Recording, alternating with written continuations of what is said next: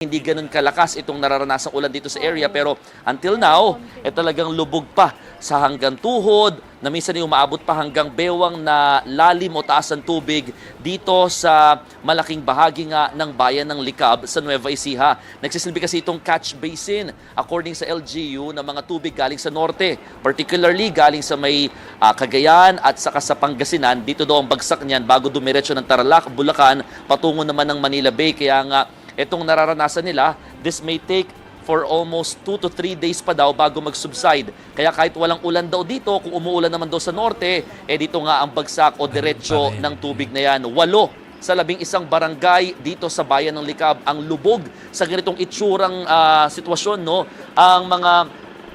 Ang mga residente dito talaga nagtitiis na lamang muna sa baha kasi hindi lamang mga bahay kundi mga establishmento at yung palayan, nasa 800 plus hectares ng mga palayan dito ang nalubog sa baha. Ang kwento nga ng mga magsasaka, aanihin na daw sana nila yung mga palay pero nadapa na ito ng tubig dulot nga ng bagyo or dahil nga sa baha. Yung nakikita nyo doon, mga hand tractor o mga kuliglig na lamang ang ginagamit din ng mga residente rito para nga makatawid dito sa gatuhod hanggang gabewang na taas ng tubig ng baha sa lugar. At marami din sa mga residente rito na mga nag-aalaga ng pugo, yung mga merong mga feeds talagang nadamay na at nasira ang kanilang mga paninda at mga pananim at saka yung mga alaga nilang pugo dahil nga sa tindi nung bagyo at epekto nga nitong baha. Nakaranas kasi ng matinding pagbahadi sa ilang mga kabahayan dahil yung river wall naman na malapit sa ilog o yung pinaka humaharang sana dito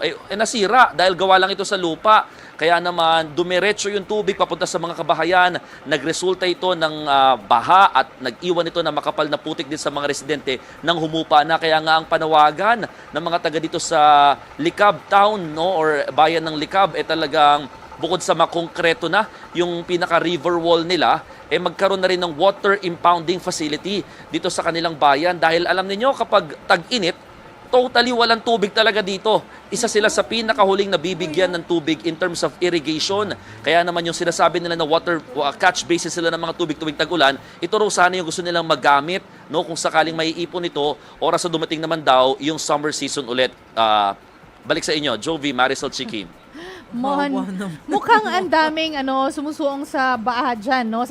Ikaw na rin nandyan, pero sila yung mga residente dyan, ang dami nila.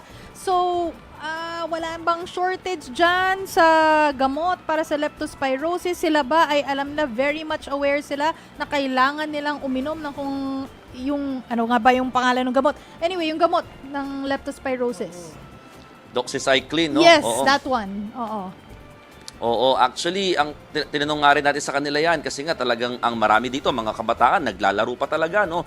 Medyo nag-e-enjoy pa sila sa ganitong klaseng mga baha. At saka sa tuwing nakakakita sila ng camera, talagang nagkakawayan pa, no? Pero ang sinasabi naman ng mga otoridad, ito kasi nakikita ninyo, mga kapatid, na baha, running water ito, galing sa ilog, umapaw lamang yung Labong River. Kaya naman talagang mataas pa rin ang tubig, sinasabayan pa yan ng high tide. Ang sinasabi naman nila, mas safe naman daw ito compared sa mga tubig, baha na naiipon, lalo na dyan daw sa Metro Manila at mga karating probinsya. Ito kasi galing talaga kaya medyo brownish, no, dahil parang naging connection na ito ng ilog. Kaya, well, technically, meron pa rin naman daw mga gamot, no, na available naman sa munisipyo na kanila ipoprovide oras na may mga ilangan naman daw nito. Chiki. In fairness, parang mas malinis yung tubig baha na nakikita ko dyan sa paligid mo. Mas malinaw Hindi kesa masyadong clear.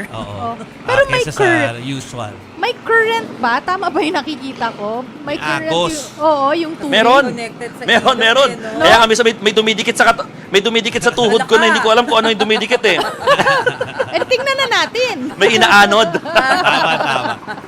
Pero Mon, ang worry ko, kakausap lang natin sa Pag-asa before namin ipasok, at sinabi nila na tuloy yung pag-ulan hanggang mamaya at mukhang heavy diyan sa banda diyan, so yung mga parang naman, alerto naman yung LGU kung sakasakaling tumaas pa yung tubig diyan.